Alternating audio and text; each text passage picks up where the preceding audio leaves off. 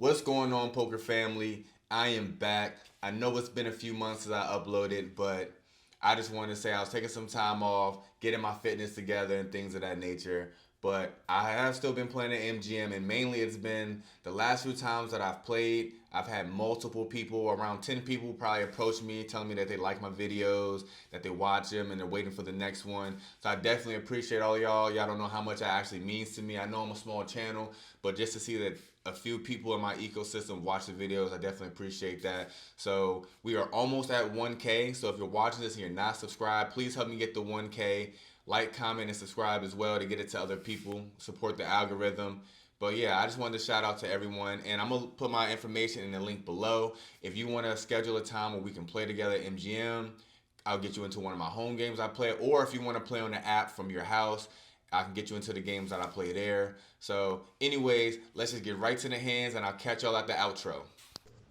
In this first hand, we are on the button with King 10 offsuit. There's a straddle, and there's one call before it gets to me, and then I decide to raise it up to 20. I could be going larger, seeing that there's a straddle and a call, but either way, I go to 20, and the straddle and the cutoff both decide to call. And we are off to a flop, which comes Queen 7-3.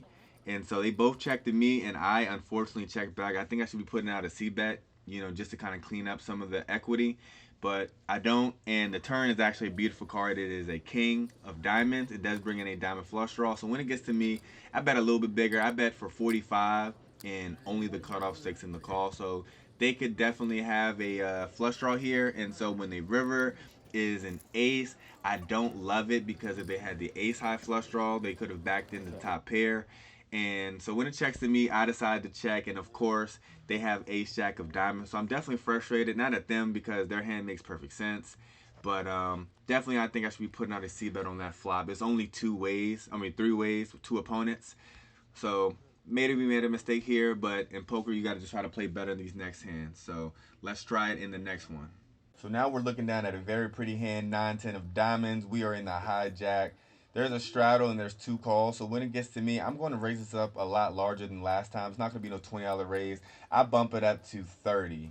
And 30 is enough to get the straddle and just a low jack to call. So we're going three ways to the flop. And on the flop, we see a flop of queen, 6, 7 with two clubs. So on this flop, I'm not loving it, but at the same time, I'm not going to make the mistake I made last time. So when it checks to me, I decide to put out a C bet of 30. The $30 bet does accomplish getting the straddle to fold, but the low jack decides to come along with me. Not hating it right now because there is a flush draw, and I do like my hand a lot more on the turn, which is a 9 of heart. So on this card, when it checks to me, I do have both options. I could bet to get the flush draws to continue to chase, but with showdown value, and I'm 50-50 of ahead or behind, because they could still just have top pair and call. So I think that I'm just going to take my showdown value, so I check, and I might be regretting it when the river is an ace of diamond. That was not the card I wanted to see. So once again, it's the same lady. If she had an ace high flush draw, she now got there, but she checks to me, and I really don't see no value in betting. So I just check it through, and she does say that she missed. So my 9 is good, and we win this pot. So I'm glad to win this one. So now we're 1-1 so far today. So let's try to get back into the positive. So moving on along to this next hand, we have another pretty hand. We have ace 3 clubs. It is a suited wheel lay, so we're going to raise to 20 under the gun, middle position, and the big blind to side the call. So I'm not too mad about that. We're going three ways to a flop. That's about right. And we're off to a flop, which comes queen, 9, 6, rainbow. So when it checks to me, I decide to bet 25 into a pot of about 65, and the middle position folds, but the big blind decides to call. This is the same lady that I've been battling with for most of this vlog so far. So we're off to a turn, which is a beautiful card. It is a king of diamonds. If I have ace king, I would rep it all day long. So when she checks to me, I go all in. She doesn't have very much left. I think it was 36 was the count. So she thinks about it for a second, then she looks at her stack. She goes whatever, and she calls. So obviously I'm going to need help, which we do not find. The river is another board pairing 6. So I tell her that I missed. I show my ace 3 of clubs, and she shows that she made the hero call with queen 4 of hearts. Now you could say this was a punt, But more times than not, I'm going to have a king or aces in this spot, or maybe even a better queen, like ace queen. I will still probably make this play targeting a worse queen. So more times than not, I'm actually going to win this hand, but this was just one of those times where I didn't. That's the way that poker goes sometimes. I'm not mad at that play. If you think the play was a little spewy, go ahead and let me know in the comments. But we're moving on to the next hand. Let's try to get that back. So trying to get this money back, we have 8-7 of diamonds. We had raised to 10 pre-flop. We get 4 callers, so we're going 5 ways to a flop, which comes ace, king, ace. So we have the range advantage, seeing that we raised pre-flop. So I decided to stick out a raise for 20, or not a raise, but a bet of 20. And I only get 1 call to my left, which is pretty alarming. So I'm going to shut this down unless something really comes great on the turn. And the turn is another ace. So I have no need to bluff because I'm not going to get a king to fold. An ace is definitely not folding. So I just decided to check. My opponent to my left puts out a very small bet of 10, and I think about raising, but I'm not going to get a king to fold nearly ever, and I'm definitely not getting an ace to fold, and that's what he have. He shows quad, so guess we're not getting back no money in this hand. Let's try for the next one. So here we are in the next hand. We have King 10 offsuit, and we are in the cutoff, and we decide to raise it up to 15. We get 3 callers, and we are off to an amazing flop. It is King 10 5 with 2 spades. So we have top 2 pair. There is a flush draw and straight draws available, actually.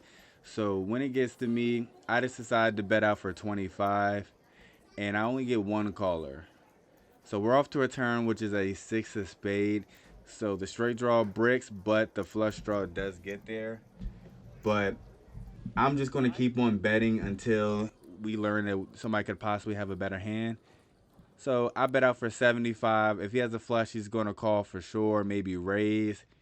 So I put out for 75, and he actually quickly folds. So I'm glad to be taking this one down. And we are off to the next one, finally getting some chips back. So moving along, we are elevated from King 10 to King Jack also. We are on the button. There's a few limps ahead of us, so we decided to raise it up to 20. The small blind, under the gun, +1, and the cutoff, they all call. So we're going 5 ways to a flop, and it comes just about as good as I could ask for. It comes Jack 4-7 rainbow. So we have top pair, top kicker. There's really no 2 pair combinations there. So yeah, they could have a set from time to time, but it is what it is. When it gets to me, I decide to bet 35, and to be honest, they all folded, and I'm not mad at that result. So, and just like that, we win $80 of profit. And I know it wasn't the most exciting hand; it was just raise pre, bet the flop, and they all get folds. But to win $80 just like that in one hand and 1-3, that's a pretty big pot, and I'm glad to win it. So let's just get on to the next hand that maybe will be more exciting. So in this hand, we are back to our favorite hand. We have King 10 offsuit. There's an under the gun raise to 15, and the cutoff decides to call. And I decided to make a call in the big blind. I normally should be folding here or re-raising, but I just decided to put in a call, and we are off to a flop, which comes King, Queen, 9, all clubs. So we have top pair, medium kicker, but there's all clubs on the board, so we got to tread cautiously. So when I check, under the gun decides to bet out for 15. The cutoff calls, and I could be folding here because I could be drawing close to dead now. But for $15, I think I can call one more street, or call to see one more street. So we're off to a turn, which comes the 2 of diamonds. So not a bad turn. And now when I check, the undergun aggressor checks, and so does the cutoff. So now I'm feeling even better about my hand, and even better when the river is a 3 of diamonds. So a 4th club didn't pop up on the board. So and another straightening card that didn't connect with my 10 didn't hit the board. So I definitely could be good here. So I don't want to bet into the field because somebody could be setting a trap or could be playing passively with a better king. Like say ace king might not want to bet a second time when they get called twice.